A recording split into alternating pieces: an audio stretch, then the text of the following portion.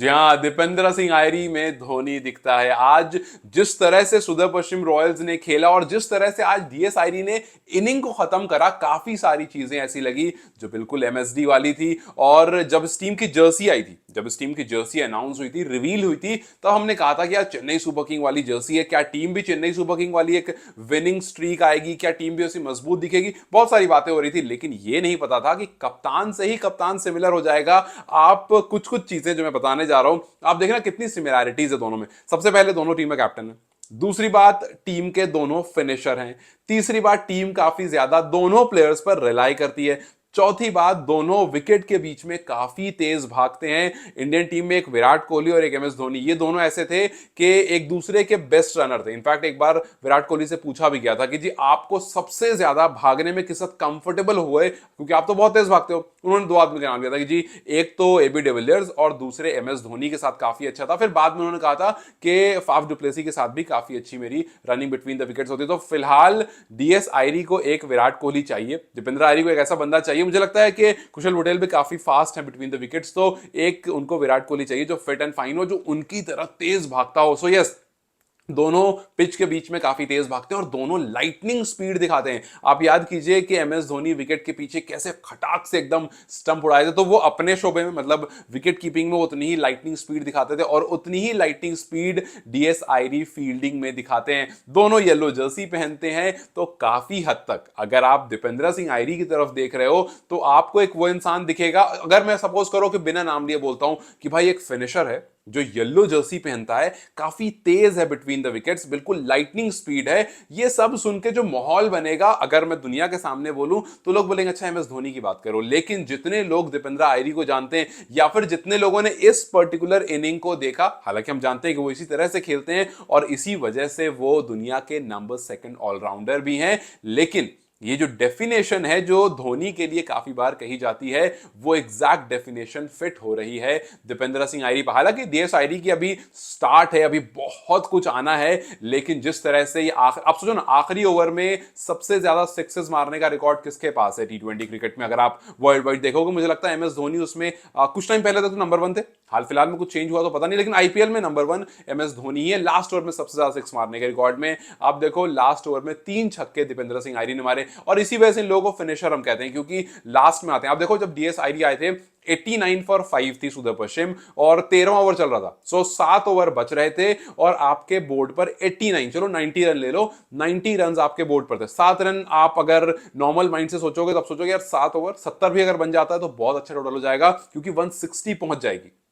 और इस पर्टिकुलर मैदान पर जहां पर सारी टीम 150 के पास आकर के लग रहा था जी ठीक है, चेज करना जो है उसके बाद थोड़ा सा मुश्किल हो सकता था, क्योंकि अब तक 160 170 180 बने नहीं थे आज से पहले।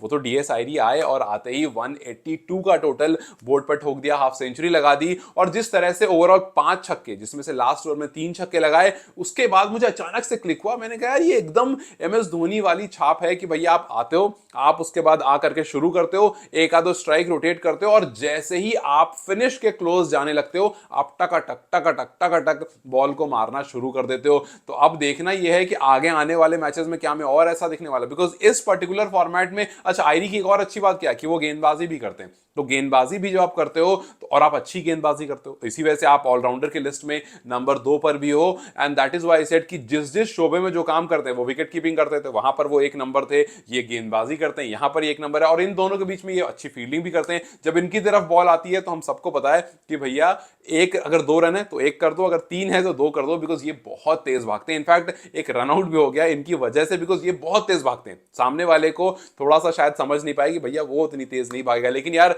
डीएस आयरी की बात करने के साथ साथ ईशान पांडे की बात होगी, और खास करके उनके उस छक्के की जो पॉइंट के ऊपर से उन्होंने 6 मारा, मतलब मैंने उनको देखा, मेरे को एकदम से वो ईशान किशन वाली झलक आई। नाम भी दोनों का सेम, और मे भी वो दोनों लेफ्टी खेलते हैं और एक जैसा शॉट, बिल्कुल हवा में उनका दोनों पैर था और खट से उन्होंने मारा।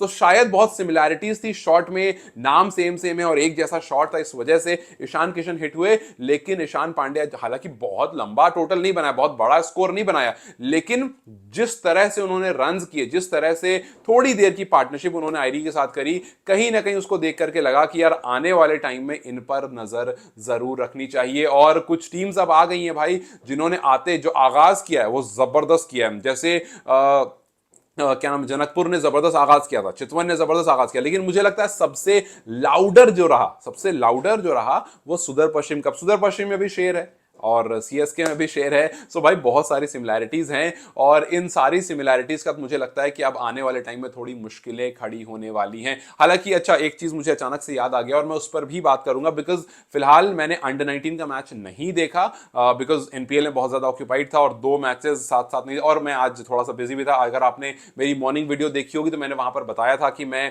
आफ्टरनून में वीडियो नहीं बना पाऊंगा, बिकॉज मुझे कहीं जाना था, ड्रॉप ऑफ करने किसी को, और उस आधे घंटे का जो 1 घंटे का टाइम था उसमें ही मुझे जाना था, 12 बजे मुझे जाना था। सो मैच तो मैं देख रहा था फोन पर, लेकिन मैं वीडियो नहीं बना पाया। दैट इज वाई मैंने सोचा कि यार बाद में बनाऊंगा, बट फिर मैंने देखा कि आपको सब कुछ पता ही है, मैच सब देख लिया, बट ये आयरी वाली बात मुझे लगा थोड़ी सी ज्यादा क्रूशल है, तो इसके लिए एक अलग से बात कर लेते हैं और उसी में हम मैच को भी समराइज कर देंगे। लेकिन अंडर 19 वाला मैच छूट गया, नहीं देख पाया। बहुत लोग मुझे मैसेज कर रहे हैं कि यार बहुत अच्छा मैच रहा, लास्ट विकेट पर जाकर जीते, बिल्कुल अंडर 19 वर्ल्ड कप जैसे ही झलक थी उस मैच में। सो यस, कॉन्ग्रेचुलेशन के वो मैच आप जीत गए। लेकिन उस मैच में मुझे एक चीज लगी कि भैया हेमंत धामी फिर वही काम करके गए। मैं चेक कर रहा था, पहली विकेट अफगानिस्तान की गिरी थी, हेमंत धामी में लिया था।